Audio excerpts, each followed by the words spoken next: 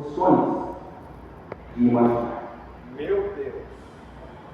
Por exemplo, o céu, que aguarda eu e você, a gente não sabe como ele é. Não está escrito no Apocalipse. Eu entendo, tá? É só para alegrar o nosso coração, irmão. Porque Paulo disse que o que está preparado para mim e para você, o olho humano nunca viu. O ouvido nunca ouviu. E a mente humana não é capaz de imaginar. Então, se o que está relatado no Apocalipse já é belo, multiplica ao quadrado porque é mais belo. Aleluia! Agora, vamos lá, para você entender poder e autoridade. Esse Deus poderoso, esse Deus que você está depositando a sua fé, que você veio aqui nessa noite, talvez com uma necessidade, com um problema, com um pecado, com um vício, com algo que está perturbando a sua vida, tirando o teu sono, tirando a tua paz, esse Deus tem poder para fazer um milagre na sua vida. Amém! Ele conhece todas as coisas, nos mínimos detalhes, em cada área daquilo que por ele foi criado. Olha só, o doutor Enzi Isaac, ele fez algumas pesquisas de arqueologia e ele afirma que as escritas em uma placa de pedra egípcia datada de 1500 anos antes de Cristo, tinha algumas escritas em uma placa que foi encontrada, e a placa é a placa de Merneca, foi a placa escrita por o faraó Merneca. Dizia nessa placa que na face da terra aconteceu um dia um encontro entre o sol e a lua. E o encontro foi perfeito ao ponto de sobrar apenas um círculo preto, que era a lua na frente do sol, hoje a gente tem que chama-se eclipse, sobrando apenas um arco dourado, anelar dourado. Chama-se hoje na ciência um negócio chamado eclipse anelar. Não existia astronomia, não existia geologia, mas esse faraó escreveu isso numa pedra. E esse doutor Jens, ele descreve que, pelos seus cálculos, a data do dia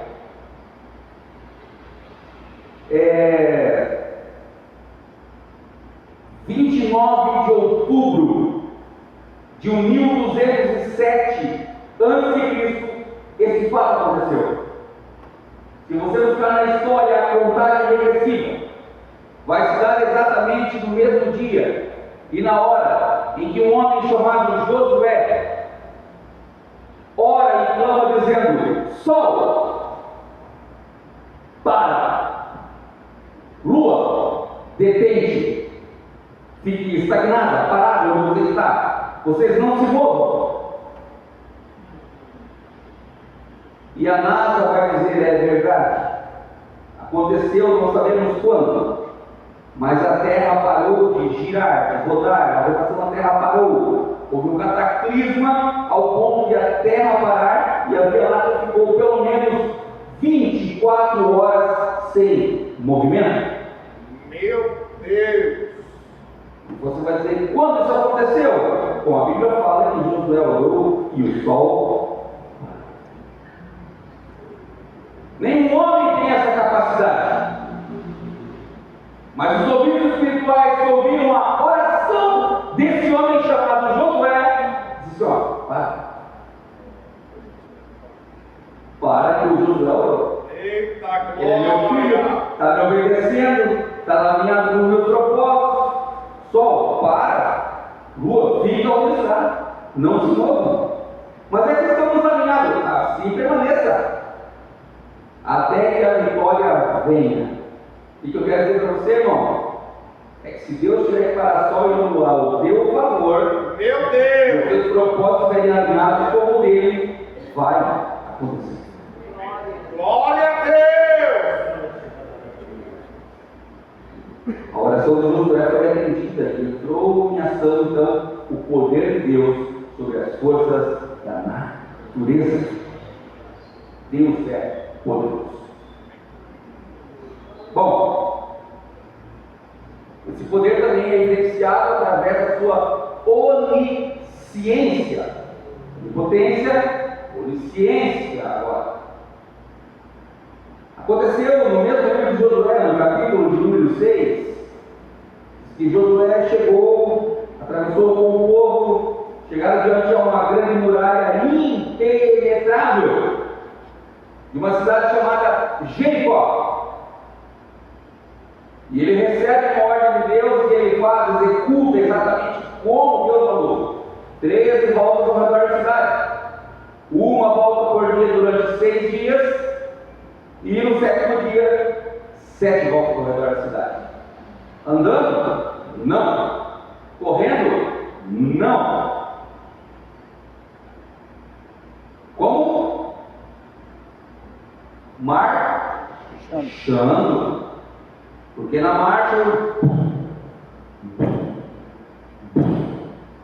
o trepido a terra. Mas não é o Aguinaldo com apenas 86 quilos tentando estar em fase de emagrecimento? Meu Deus. Não é eu. É um exército marchando, vibrando a terra, trepidando a terra. Por 6 dias consecutivos. E no 7 voltas. Quando param no ponto estratégico exato em que a marcha parou, tinham sacerdotes da incumbência, com seu arsenal bélico, com as suas armas que eram chifres de carneiro, eles soaram os chifres em louvor. O povo clamou, gritou.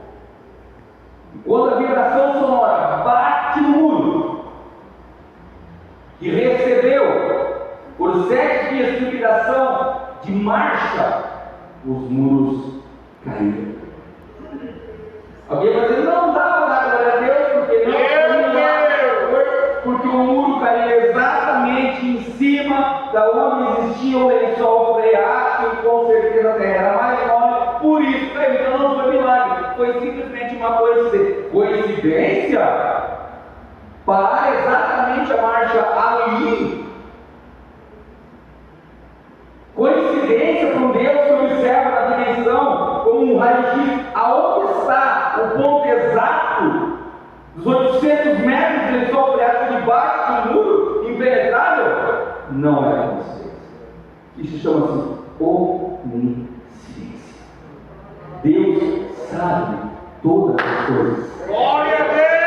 Ele sabe onde você mora, Ele sabe a sua dor, Ele sabe o seu sofrimento, Ele sabe o que você necessita, e Ele sabe qual é a hora certa de abençoar você, e Ele sabe se é hoje, é hoje. Porque além do onisciente, Ele é onipotente. Eita glória! Muito bem. Esse mesmo poder de Deus vimos na esfera da natureza, agora na esfera espiritual, porque Deus enxerga o que nós não enxergamos, e agora também na esfera mental. Nós vamos ver Deus agindo na esfera mental, onde o ser humano natural não consegue, onde talvez nem mesmo um psiquiatra, um psicólogo consegue chegar. Meu Deus! Um homem desesperado, no Evangelho de Mateus, capítulo 17, versículo 15, ele sabe que Jesus está ali e ele chega desesperado e diz: Senhor, eu tenho um filho, um adolescente. Esse meu filho é o único filho que eu tenho. E ele é lunático. Não é astronauta, mas é lunático. Lunático é a palavra que diz que a cada mudança de lua, isso mexe com a estrutura emocional do ser humano e ele fica perturbado. Alguns chamam de loucos, malucos, ou, tecnicamente, esquizofrênicos, que estão perturbados pelas mudanças da lua. E o texto de Mateus que o homem declara: meu filho é lunático. Ou seja, tem problemas mentais, Senhor. E os discípulos foram lá, mas não deram jeito.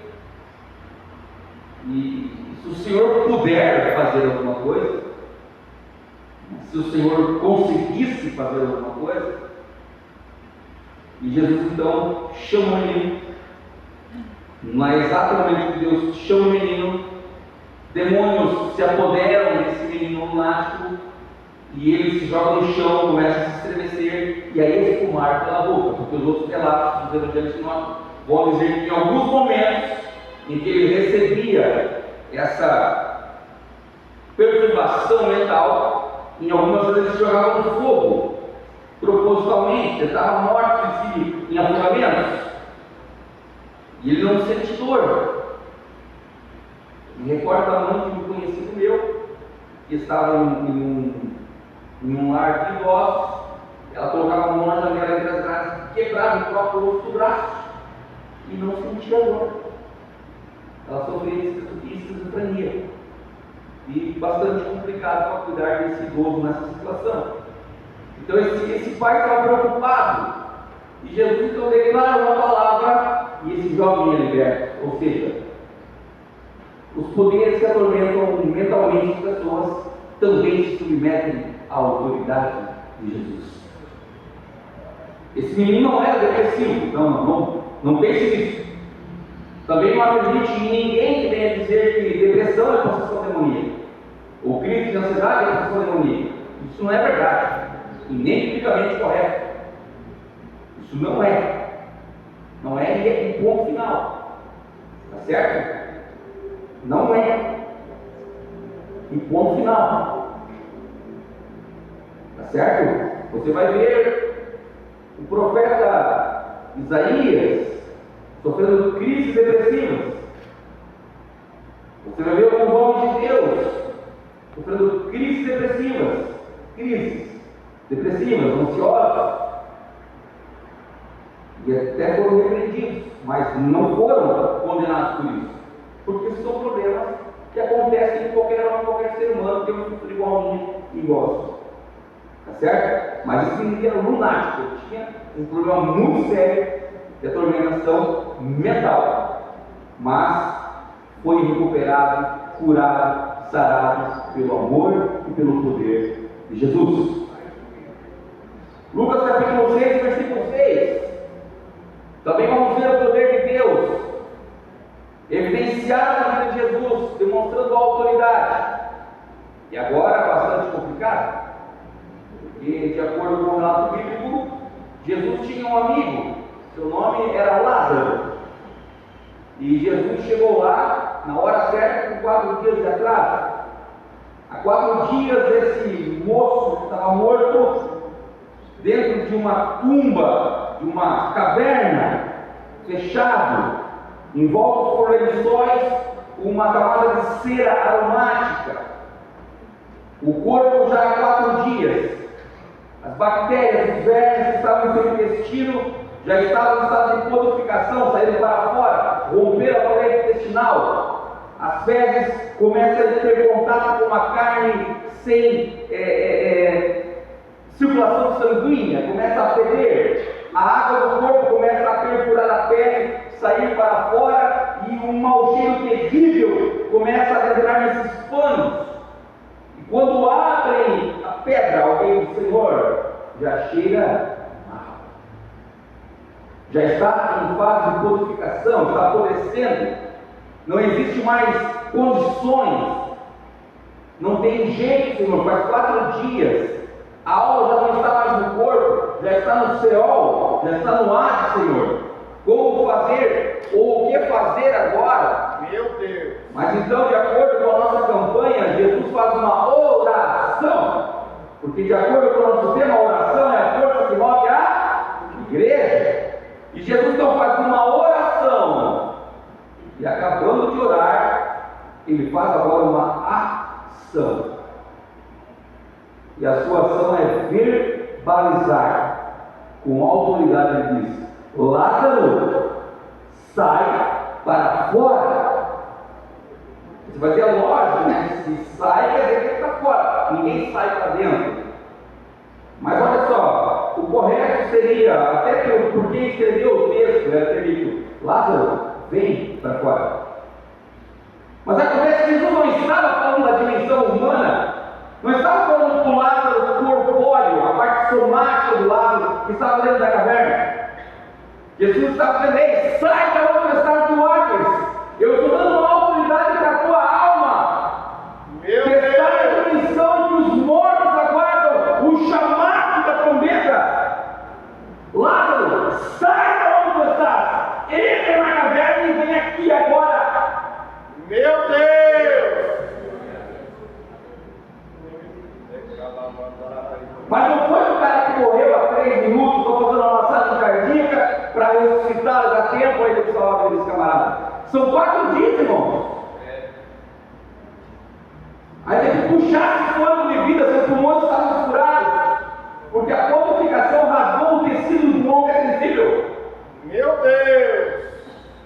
Seu batimento cardíaco não teria condições de impulsionar o sangue que estava coalhado em suas veias. Falou assim: o que uma veiazinha em teu corpo, né? Eu caí aqui agora, de veia entupida. Agora imagina todos os vasos sanguíneos do meu corpo, entupidos por sangue.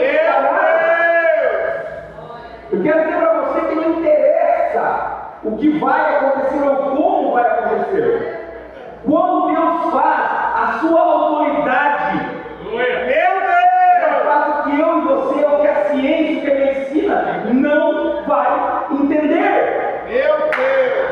Porque isso chama-se autoridade. E por que nós estamos aqui nessa noite? Porque nós não viemos buscar nenhum homem. Nós não viemos aqui buscar uma instituição religiosa. Nós não viemos aqui porque o CNPJ da Assembleia de Deus é grande. Não! Nós viemos aqui porque um Deus grande, que tem autoridade no céu e na terra, está presente aqui e pode fazer o que eu e você não compreendemos. Glória a Deus.